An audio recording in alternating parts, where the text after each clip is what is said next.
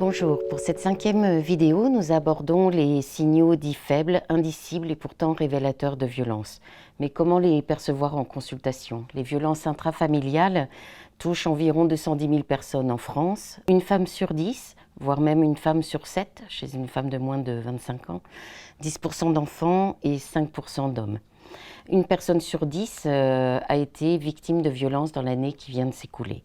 La HAS nous recommande d'aborder systématiquement la question des violences lors de nos consultations par des questions ouvertes. Mais notre problématique de soignants est principalement le doute, la crainte d'avoir une attitude suspicieuse en consultation, la crainte de signaler par excès ou de passer à côté et surtout de ne pas secourir une possible victime. 2 professionnels nous éclairent aujourd'hui. Alors, pour mes confrères, comment aller au-delà de l'indicible? Alors, quels peuvent être les signes psychologiques qui orientent vers une situation de violence conjugale? Une grande diversité de tableaux cliniques peut être évoquée. Cependant, on prêtera une attention particulière aux patients présentant des signes évoquant une dépression, avec en particulier une dévalorisation systématique de l'image de soi, une perte de l'élan vital, des automutilations, des idées suicidaires ou des tentatives de suicide. Est-ce toujours un tableau clinique évocateur d'une dépression?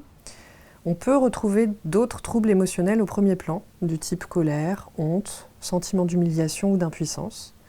En particulier, on retrouvera chez un très grand nombre de victimes un sentiment de culpabilité prégnant ainsi qu'une tendance fréquente à l'autodévalorisation.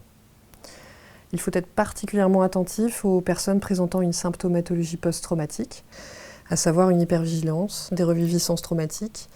Les patientes évoqueront à ce moment-là plutôt des flashs ou des images qui s'imposent, des attitudes d'évitement ou des conduites de protection, des ruminations anxieuses avec une fatigue psychique intense.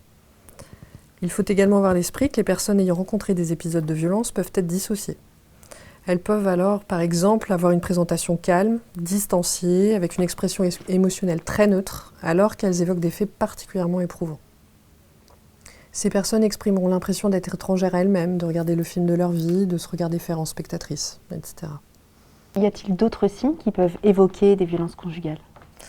On peut retrouver tout un ensemble de signes évocateurs, notamment les états anxieux, les états de panique, les manifestations phobiques.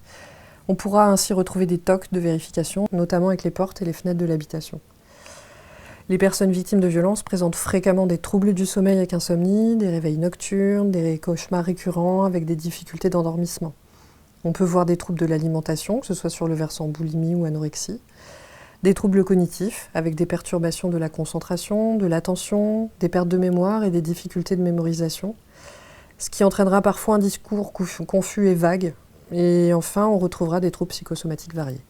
Il faut également y penser devant des addictions ou une aggravation de celles-ci, ainsi que l'installation de consommation excessive de substances. Par exemple, si la personne suit un traitement de substitution aux opiacés, elle pourra évoquer un besoin d'augmenter le traitement, pendant qu'elle se retrouve dans la relation violente. Y a-t-il également des comportements ou des attitudes qui peuvent orienter vers des situations de violence conjugale? Dans notre pratique, nous avons pu observer quelques comportements qui sont identiques aux femmes qui sont victimes de violences conjugales. Au cours de nos entretiens, nous attachons beaucoup d'importance à la communication non verbale et à leurs attitudes. Ces comportements, pour les plus fréquents, peuvent eux aussi être des signes d'alerte. Ces femmes ont tendance à se dévaloriser. Elles s'excusent, elles remercient. Elles sont désolées pour ce qu'elles nous demandent. Je suis désolée, pardon, merci, merci, merci beaucoup.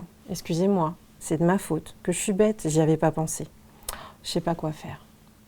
Ces femmes peuvent avoir des difficultés à parler d'elles. Elles parlent beaucoup des autres, mais elles s'oublient. Ces femmes peuvent aussi être dissociées, c'est-à-dire qu'il y a une incohérence entre l'affect exprimé et le discours. Elles peuvent nous raconter des choses atroces en riant. Et enfin, nous avons pu observer également que pour bon nombre d'entre elles, elles peuvent être désorientées dans l'espace et dans le temps. Ça veut dire qu'elles peuvent ne plus se rappeler quel jour on est, et puis quand elles veulent sortir de notre bureau, ne plus se rappeler par où elles étaient rentrées, ne pas retrouver la sortie. Voilà, nous arrivons au terme de ces 5 vidéos.